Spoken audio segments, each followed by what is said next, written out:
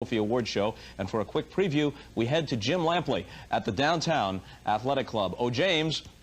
Oh, Bob, thank you very much. I am at the Downtown Athletic Club, where later today, your man, O.J. Simpson, and I will be bringing you the news on which American male has become the 57th winner of the trophy symbolic of being the outstanding player in college football, the Heisman Trophy. And there are the three primary candidates who've joined us today down here at the DAC. On the left, Garrison Hurst, the junior running back out of Georgia. In the middle, the quarterback from the University of Miami, senior Gino Torretta.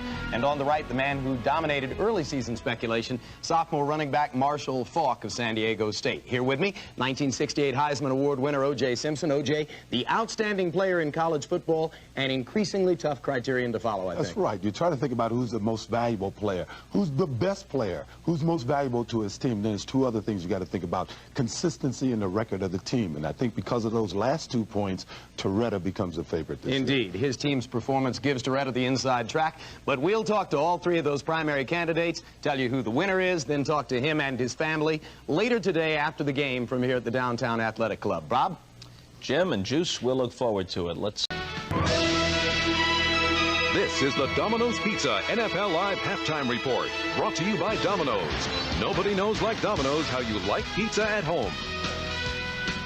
And we welcome Gail Gardner in tomorrow on NBC. The game most of you will see has the Steelers visiting the Bears at Soldier Field. Now, Pittsburgh is a game ahead of Buffalo, as you know, in the battle for home field advantage in the AFC. And at the beginning of the year, that statement would have qualified as unlikely. Unlikely, I think most people would have said virtually impossible. But when Pittsburgh native Bill Cowher took over for the legendary Chuck Noll this season, he promised the city that he would bring the pride and tradition so long associated with the Steelers back to the forefront. Well, it sounded good back in January, but no one truly believed it would come to fruition. Well, guess what? At 10-3, already in the playoffs, Bill Cowher has proven to be a man of his word.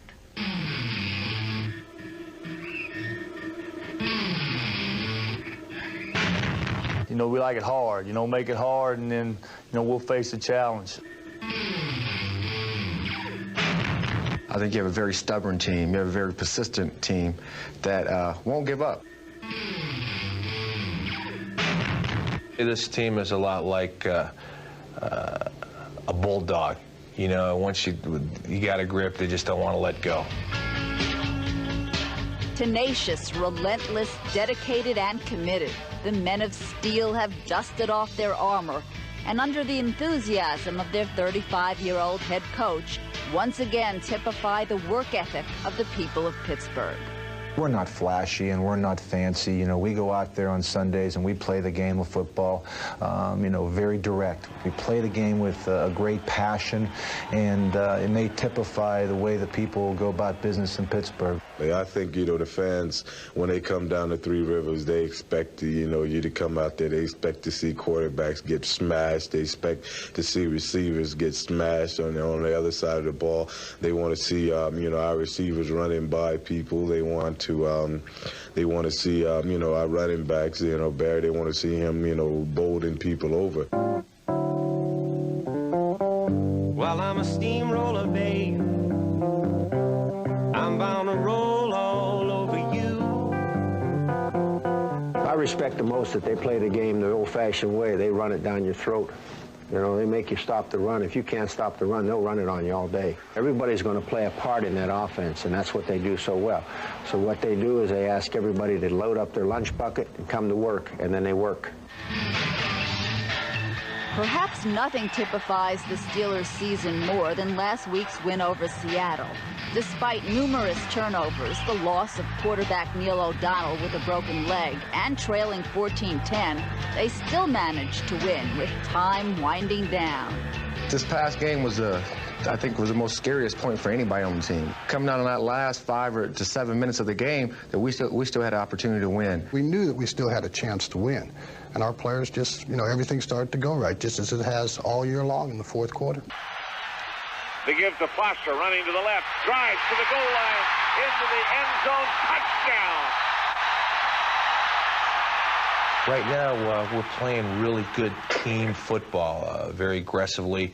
We're starting to really believe in ourselves. We're playing with a sense of purpose and a sense of confidence. I heard Jack Lambert one time say, if he had to do it all over again, that he wouldn't even play unless he played for the Pittsburgh Steelers. And it's just something like that it makes you have chills and stuff. And when you run out of the tunnel in this stadium, that's the way football is meant to be played. It's just hard-working bunch of guys who come together and will not be denied, do whatever it takes to get the job done. And I think that's the heart and soul of the Pittsburgh Steelers. Interesting comments by the players. What general sense did you get from them about why things have turned around? They view Bill Cowher as a very smart, enthusiastic older brother. He is a pal to them. He doesn't criticize them. He would never yell in front of other players. He would never yell a player in front of other players. And basically, I think the most important thing is that he has taught them very hard about sticking in there for 60 minutes. And that's why they've been able to pull these games out in the last few seconds, a number 5 times this season. That's a pretty good percentage. Okay, Gail, thanks a lot. Now we'll send it back to Dick Enberg and Bob Trumpy after these messages.